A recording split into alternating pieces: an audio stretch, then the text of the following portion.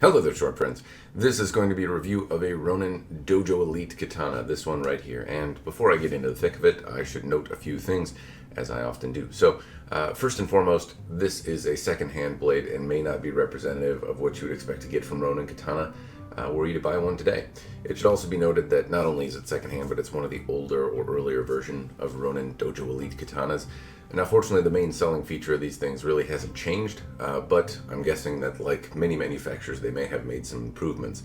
This sword is also, well, the whole point of the series is that they're a little bit unique, so it's not possible for you to buy this exact one, but you could probably get one with very, very similar features, and I think most of the commentary I'll have about the sword is probably still relevant today.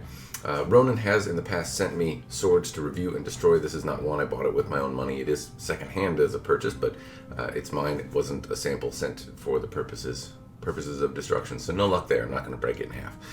The other thing I should note is that I have no real affiliation with Ronin Katana other than they've sent me stuff in the past to review. So I've gotten review samples from them before, and I've broken those for the purposes of entertainment and education, or posterity at least.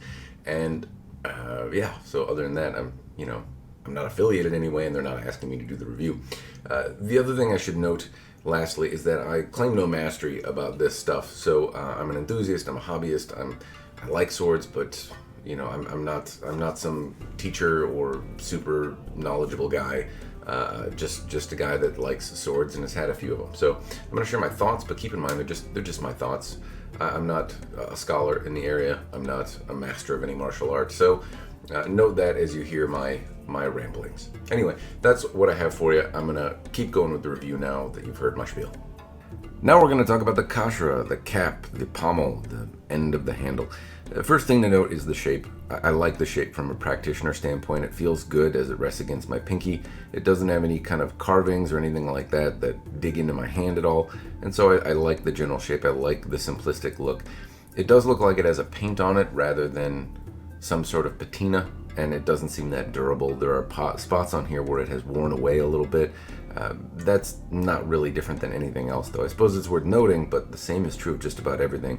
My Yaito has nice patinaed fittings on it, and you can start to see it wear away in the copper underneath after a lot of use, so that's pretty consistent with just about any handle, though I should note that it seems less durable than perhaps other paints or finishes on handles.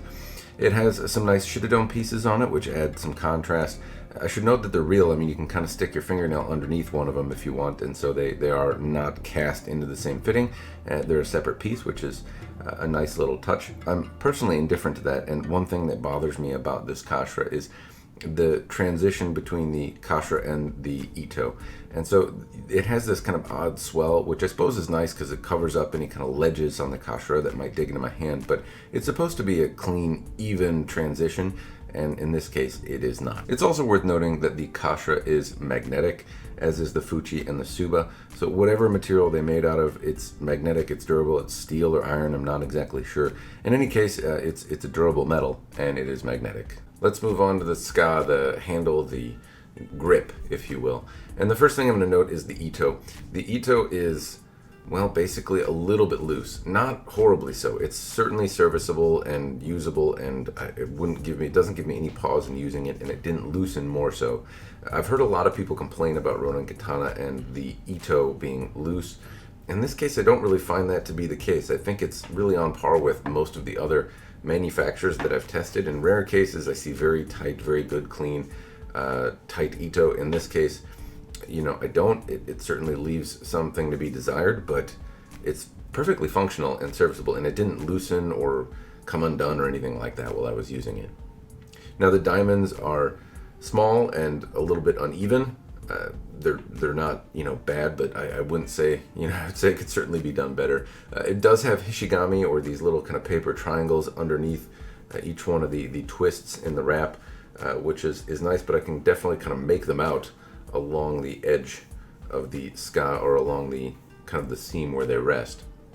And it stands out, and it kind of, I don't know, it makes it look like you can see the panel. It gives me kind of a cheap impression. The Minuki stand out well. I really like the blackened brass against the white same. They're of a reasonably large size. They have some dragons on them, and I think overall the brass Minuki fit with the other bits of brass that I see on here. They're not huge either, so they don't create enormous swells in the Ito. And overall, I like the Minuki choice. Now this sword is among the higher cost pieces, and I what I do see is that there's just not very good samegawa that's used. It's adequate, but the nodules are all quite small, and they don't really strike me as the best quality panel. The Tsuka comes off the Nakago, or basically the handle can come off the tang as it's supposed to. It was a little bit of a struggle to get off, mostly because the Tsuba was really tightly fit, but it does actually come off, and it wasn't that big of a struggle to get done. I also really like the kind of shaping of the handle. It has this nice hourglass shape to it, and I find it comfortable as it rests in my hand, and I think it looks aesthetically quite nice. The thing that I thought was a little bit odd about this handle, and it took me some time to process, and it actually required somebody else to point out to me, is that the silk substance that's used, I don't know if it's genuine silk or not, but it's very slippery, and not slippery in the sense that it's going to slide out of your hands, but it doesn't kind of have the same textural feeling and grip as other swords. Your hands can move across it a little more easily, and it's not something I noticed at first, but what I did find is that my hands and arms got tired moving the sword around. Now, it's not particularly heavy, but one thing I'm going to maybe attribute the tiredness in my hands to is that this Ito is actually a little more slippery than the average silk Ito, and it makes me kind of subconsciously or intentionally grab the sword a little bit tighter than I normally would, and thus tires my hands out a little bit more. I didn't find it so slippery that it feels like it's going to come out of my hands when I'm cutting or anything silly like that, but it did cause a little bit more fatigue as I was training with it. I should also note that the Tsuka did not crack at all after I was using it. I did put it through the paces of some cutting, and I didn't experience any cracking. This has also been something that you can see on a lot of katanas, is that the ska will crack, with use, or sometimes right out of the box they come cracked. In this case, the handle did not crack at all, and I suppose that's worth noting. Now let's talk about the Fucci, and in a nutshell, the Fucci matches the Kashira, and overall the fitting set is perfectly fine. The thing I'd note though is that this sword is of a reasonable price, a little under $1,000. Most of them are $850, and for that amount of money, I think there's a way to do a patina, or to have fittings that have a little bit classier look while remaining simple and practical and pragmatic. These look painted, and they throw off the aesthetic for me a little bit, but they do match, they serve their purpose, and they look fine in terms of their general shaping. I would just like to maybe have the coloring a little different if I had to critique something. However, the way this Fucci is set on the handle is a little bit weird. The transitions again are off. There's this weird bulge, and it's I don't know, it's just a strange look. It's not particularly well done. It's perfectly functional. It's not impacting usability at all. It's not impacting the tightness of the Ito, but there's supposed to be this kind of seamless transition between where the edge of the Fucci is and the Ito begin, and that handle is supposed to not have kind of ledges or ridges, or it's basically supposed to be a consistent seamless transition, and this is not that. Now, as I'm bitching and moaning about transitions, and I want to point this out with a couple examples. I have a Dragon King, a Ronin, and then I have this here, right, my customized sword that I use for training. This is a bamboo mat, but it's had customized work done. And when I talk about transitions, I want to point out that there's no ledge here. There's nothing to bite my hand on. It sweeps, and the edge of the Fucci lines up just perfectly with the Ito. There's no ledge, but there's also no bulges. It has a consistent, even shape as it moves along. It has a clean line, I suppose would be the best way for me to put it. Now, on the Ronin here, you can see that there's a bunch, there's this chunky bit of Ito here, which is nice, I suppose. It keeps the ledge from, in the absence of perfection, having this extra swell here keeps the edge of this metal bit on the Kashira from biting into my hand. But this swell of Ito shouldn't be here. Likewise, this rise along the Fucci line shouldn't be here. This should be clean and even. It's not supposed to have this extra bit rised up to meet the Fucci. The Dragon King, though, doesn't do it well either, so this is a much less expensive sword, but really common for everyone to miss it. It doesn't matter that diamonds are uneven. The Ronin, I think, does more right than the Dragon King does, where these ledges can kind of meet your flesh in a way that is uncomfortable. The shaping is better on the Ronin than on the Dragon King, though. Again, this is a much less expensive sword. The reason that I brought it is that I can see a shitodome here, and I can also see a patina. I would really like to see the fittings on these Dragon King. This type of, I don't know, it has a little bit more elegant a shape, I think, and I like the patina or the coloration of the Fucci Kashira better. And I think this is a great example of something that's pragmatic, practical, simple, but still adds a touch of class. And I would really like it if Ronin had something akin to this on this blade. I would love to see these fittings on this blade, you know, or something close to it. Now we'll move on to the Tsuba. Now, the Tsuba has an interesting shape. It has this kind of cool Tsukashi looking, I don't exactly know what the Tsuba is, but I do think the shape is really cool. The thing that's not cool is that it is very sharp. The edges are really not chamfered or sanded down at all. It seems like the Tsuba was cut out with a water jet, and I admire the shape. However, it is very pointy, very sharp, and it will hurt if you do not watch yourself. There are many ledges on the Tsuba here where you can you know, draw blood, or where the Tsuba could bite you. I think honestly that's a poor design choice. Unless this was, you know, intentional and requested by the previous owner, I would be quite sad if I had purchased this sword. You know, well, basically it was an uncomfortable surprise for me to find out even buying it secondhand. Now, what I will say is that I've owned another Ronin Dojo Elite Katana some time ago. I bought one and I had it for a time before I sold it. And the fittings did not have, or the Tsuba did not have this same shape or problem. It was a very different Tsuba.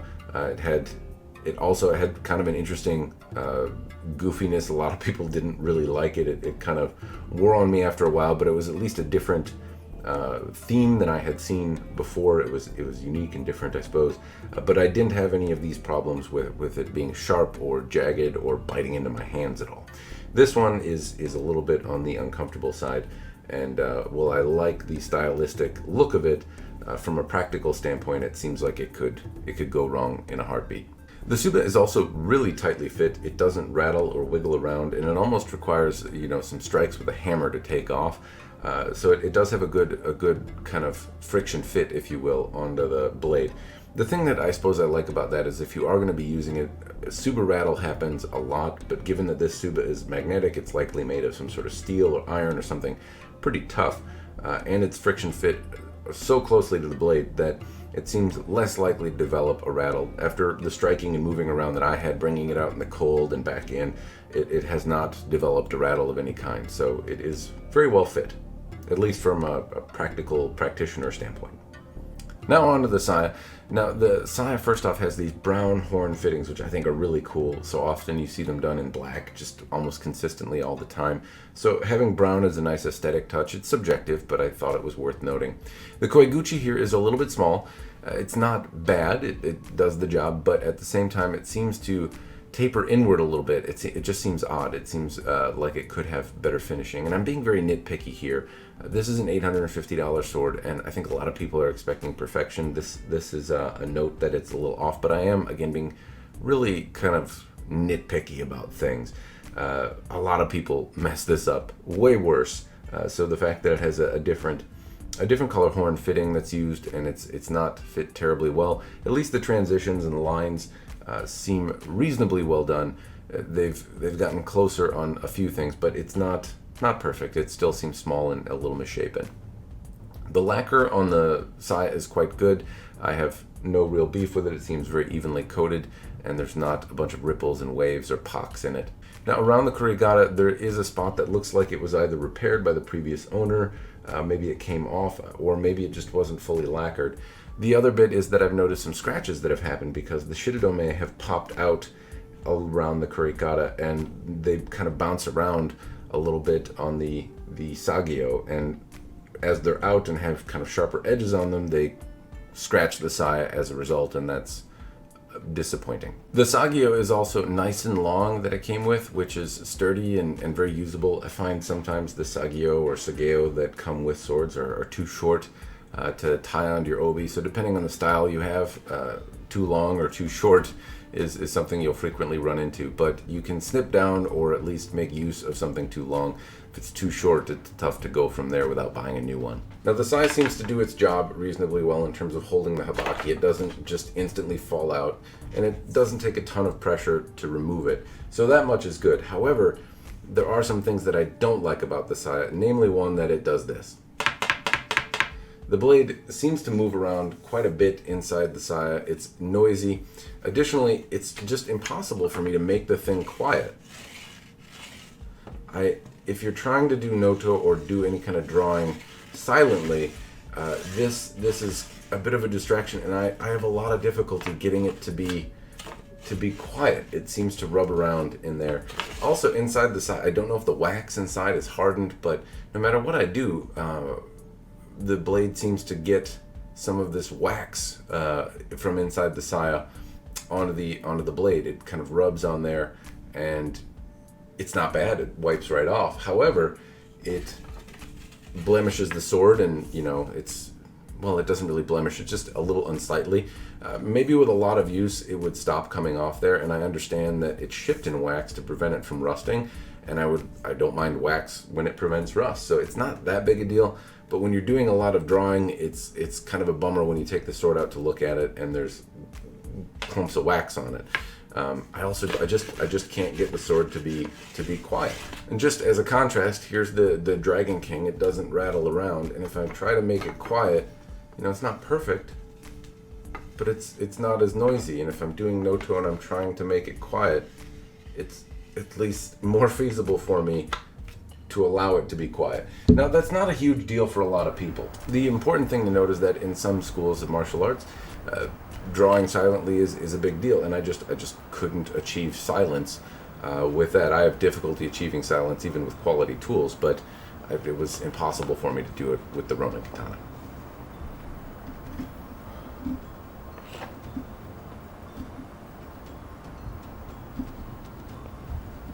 Now, as I talk about the habaki, it's different looking than everyone else. I like it. It has a tight fit. It's on there really well, and it doesn't look like the same brass habaki that I see on every other sword. So I'm glad they did something a little different, and it also seems really, really well fit. It's good blade jewelry. Now it's time to talk about the pointy stabby part, the blade, the mainstay, the real king of the show here, and frankly what probably draws most of the people to buy a Ronin Dojo Elite, and that is the blade is supposed to be made with a special type of lamination called Soshu Kite, which I'm probably mispronouncing, but it's a complex 7-layer type of steel combination. I'm not really doing a great job describing it, though I think the important thing to note for some people is that it is not a folded sword. The steel doesn't have a hata. It's not folded in a way where they are bringing out aesthetic or artistic qualities in the steel by way of folding. That's not what you get here. This is a laminated blade. Now you can have folded and laminated blades. This is not one of them. This is a laminated blade only. So they're taking homogeneous types of steel with different properties, which are 1045, 1060, and 1095, I believe, and they're combining them in different layers and ways to give the blade a different dynamic property, or at least it's supposed to. Now, whether or not it does, I didn't really find that it did personally in my use, but it's cool. It's a cool type of lamination. It's supposed to be really hard and painstaking to do, and I can certainly understand it if you've watched any of the forging shows, how they combine two different types of steel. There's certainly risk when you do that, and to successfully combine 7 different panels of steel seems like a giant pain in the ass. So regrettably, I'm not going to, well, not regrettably for me, but maybe regrettably for you, I'm not going to break it. So I'm not going to break it in half and then do, etch it like I did with the Jayco or Sino sword to show the lamination, because I don't want to break the sword. But nevertheless, that is supposed to be the main draw, is that it has this very complex style of lamination done to the sword. And you can see some evidence of this with lamination lines. This one is a little bit more obscure and they're a little harder to see, but I do see lamination lines on the blade, or at least what I would assume are lamination lines. And on the previous Ronin Katana, Dojo Elite that I had. It was very consistent in the same way. They're all a little bit different, but the effects of what looks like lamination seem to be there. Now the downside of this blade is that it arrived to me damaged. It had a little ding in the edge, kind of right below the Manouchi, and it almost looks like a crack under really close inspection, and I was very nervous about using the sword. Fortunately, it didn't crack or, escalate or get worse as I was using it. If it did break in half, then I suppose I could etch it. So maybe you were all hoping that it would crack in half, or was a crack that was fatal, but it seems to do basic cutting without any expansion of the crack or ding. It's tough, again, for me to say. You can, I suppose, be the judge of what it is yourself. In terms of the general blade measurements, I'm going to put them in the description down below, but I would say that this seems a little larger in terms of its thickness than the average. It's not necessarily wider than the average, but it has a little bit of a thicker blade, and that is consistent all the way down to the end. The thickness of it is just slightly more than average. The polish is good on both planes. It doesn't have a lot of ripples or anything like that along the planes of the blade, which is a sign of a good polish. And something I look for. A lot of people miss it, but this is one of the cleanest in terms of no wigglies that I've seen on a blade in this price category. Sometimes though you can find blades for $200 that seem clean and smooth, and sometimes you can buy a blade for thousands of dollars and it wiggles all over the place. It's not something everyone pays attention to, but I certainly look for no ripples in the surfaces of the blade, and this one is good in that way. Now, in terms of using it, I also found that the edge was damaged slightly when I cut tatami, and it's tough for me to exactly say when this happened. I know after inspecting the blade that the edge deformation that was on the Manouchi, or the cutting plane, that part was good before I cut with it, and then after, there was basically, it seems like a part of the edge just kind of cracked off, or like the very, very fine part of the edge. It's even difficult to photograph. I have to bring it under something of a microscope to show you. It's not edge roll, it's that the very, very tip of the edge, the less than a millimeter of surface was just kind of fell off or came off or was compacted down. It's tough for me to say, but there was some edge damage. It didn't seem to impact cutting other than paper, but it's a little duller in that spot because the very tip of the edge, is missing. That brings me to dynamics and how it feels when I move it around. It's actually a very pleasant blade to move around. I find it to be very comfortable. This 2 pounds 8 ounces is on the the heavier side for an Iaito, but on the lighter side, I suppose, of blades, tends to fall in the medium to maybe a slightly above medium category in terms of overall weight. But I found it to actually be a very comfortable sword to move around. It wasn't uncomfortable to use. For EI, it was a little noisy.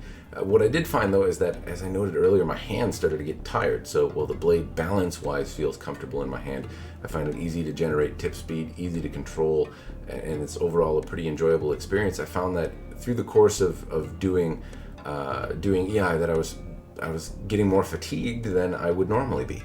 And it took me a long time to really process why that was happening, why my arms were so tired. And it took somebody else saying, why is this Ito so slippery?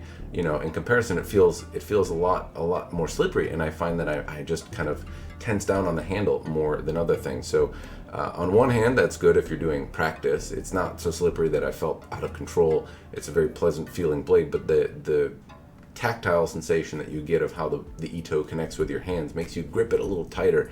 And as a result, I found that my arms got tired more quickly, which is an odd thing. At least that's what I'm thinking is happening, but I found that my arms got really tired moving it around. I was also being very conscious of the Tsuba, and so that might have been the other thing that was causing me to really kind of grip down and pay a lot more attention, is I didn't want my fingers to jam up into the Tsuba and to go against that cheese grater of a Tsuba. So I was a little more cognizant than I may normally have been with a sword, and that caused fatigue more so than I noticed with other swords.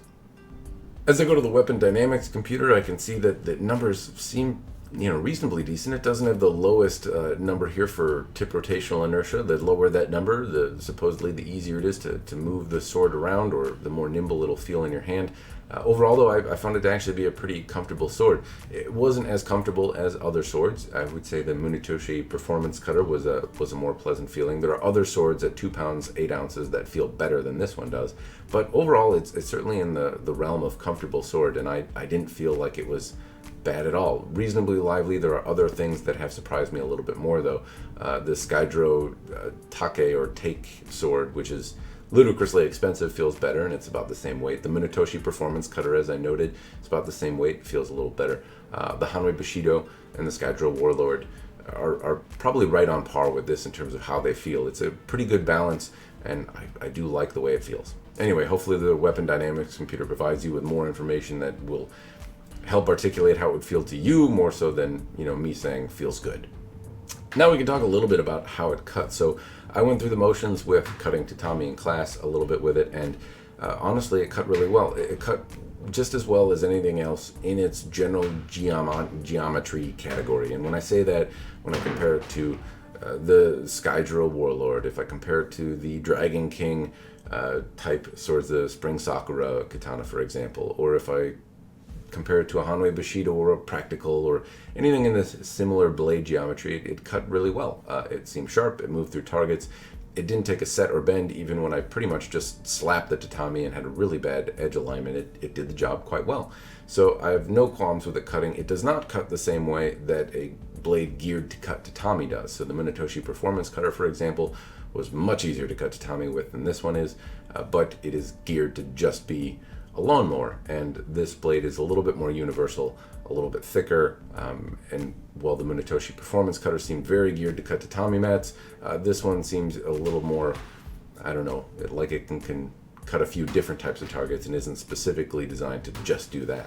So for what it was, I really had a good time cutting with it. I was surprised that it didn't take a set, given what I did to it. That happens somewhat commonly when I slap tatami mats with blades.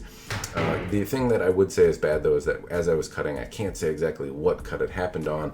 I didn't hit any staples or anything like that, or the peg, but the blade did suffer some damage. As I noted, in the Mono-uchi, there's one part of the blade that just kind of lost just the, like less than a millimeter of little edge deformation. It's hard to take in photos, but the blade was damaged. I found that to be really disappointing, frankly. Now, if that were to happen to you, once you use these blades for things, you really don't have a warranty on them. There's no guarantee that, this wouldn't happen, but I found the edge damage to be disappointing. Perhaps expected, given my bad edge alignment, but it seems like I haven't had the same results with other swords, and I didn't have the same response with my previous Ronin Katana. So it could just be this one, maybe the dinged edge, maybe there's a factory second, or the heat treatment wasn't good.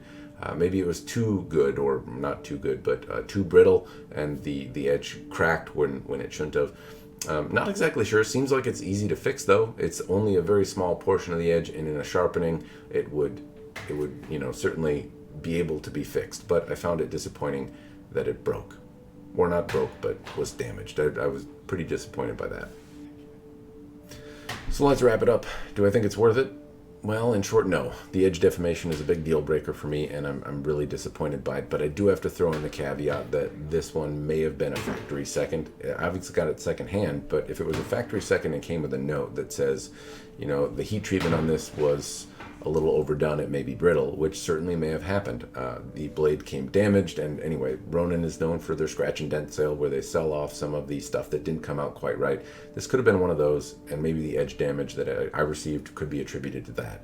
To me, though, it's still a deal breaker. I'm testing this sword, and in this case, I'm really disappointed by the edge being damaged at all by tatami, even with my shitty technique. Other swords have held up well. In fact, I should note that, frankly, other Ronin Dojo Elites have held up well. I've tested them before.